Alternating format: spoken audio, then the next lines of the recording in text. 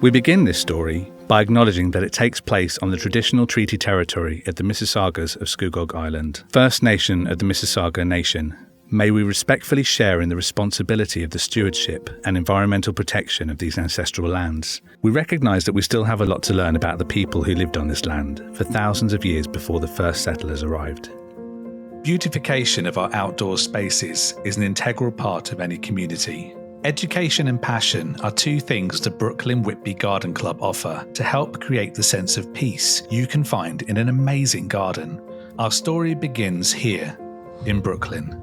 Founded in 1921, the first meeting of the Brooklyn Horticultural Society was held at the Brooklyn United Church. 100 years later, the name has changed, but the members of the Brooklin Whitby Garden Club continue to keep the public spaces in our community beautiful. Run by passionate volunteers, this thriving group provides a welcoming environment for all who love the creativity and beautification of gardening. Hi, my name is Patz. I'm the president of the Brooklin Whitby Garden Club. I've been president for about 6 years, formerly known as the Brooklyn Horticultural Society. We're here in the Brooklyn Horticultural Society Garden Park. The Brooklyn Whitby Garden Club is celebrating its 100th anniversary in 2021. And unfortunately, because of the COVID pandemic, we haven't been able to do a lot of the celebration events that we would have liked to have done. In any case, we're able to enjoy it with our membership. We currently have a membership of around 200, and that includes some corporate sponsors, and that includes a lot of general members. It started in 1921 with women from the Brooklyn Women's Institute who put this together. In those days, horticulture was very important to separate it from agriculture because of the refinement of science of the horticulture. And so they started that group here in Brooklyn, ran it successfully until just before the war, when it went into a hiatus for a period of time because of World War II, and resumed again in the mid-1940s, and was very successful all through the 1900s, and of course has been for the last 20 years of the century. Well, the Garden Club does a couple of things. One, I think the most important part is education.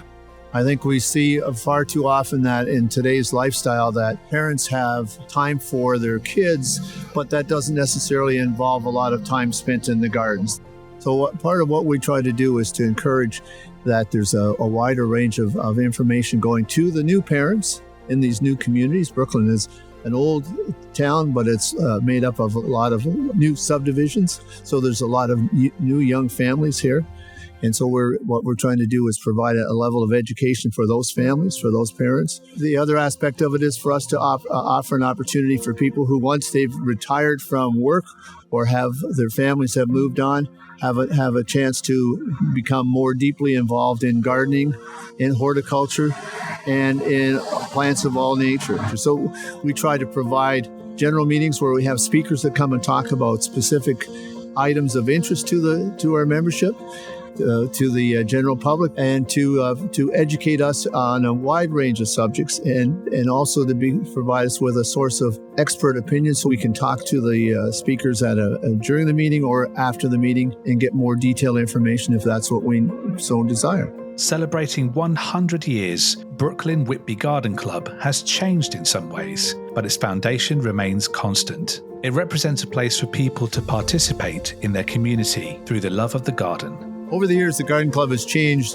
significantly because of the change of the demographics of the Brooklyn area. The town of Whitby has expanded north towards Brooklyn, and Brooklyn has expanded dramatically in population over the last 30 years, going from a small hamlet of 2,500 people to something around 15,000 now.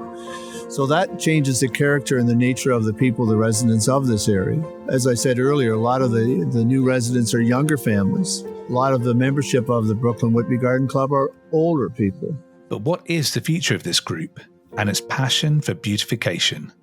The future of the Brooklyn Whitby Garden Club means a lot to me, and I want to make sure that it's preserved in the long term, that it has membership that sustain it in the long term, that it plays a more vital role to the community, that it participates in all the community activities, that it represents a place for people to participate and to do so where science matches lifestyle. And right now we have a lot of lifestyle, and we don't see much science associated to it. Then the horticultural part of the Brooklin Whitby Garden Club brings more science to our society. It also brings the sense of beauty and the sense of being able to produce and create on your own, in your own space, and to share it with others in some form or fashion. And I think that's an option that we haven't explored a lot in the last 30 or 40 years as we go from social society, community society to a very nuclear society. A horticultural society offers a chance to come out and learn about nature, learn about science, and share that with others, young and old, in your community, or with people that have similar but not exactly identical desires or ambitions. One of the things that the Garden Club offers is such a huge range of topics that you can become a specialist in roses and someone else in daylilies. The two will never cross, but they'll enjoy the talent of each other's.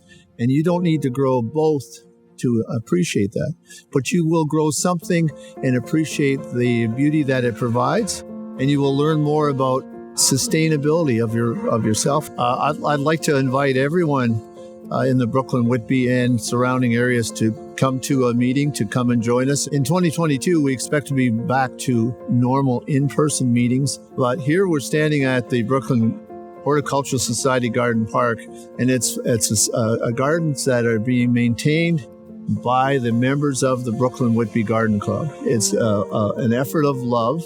It's quite a substantial effort at times. It requires more participation than we currently have.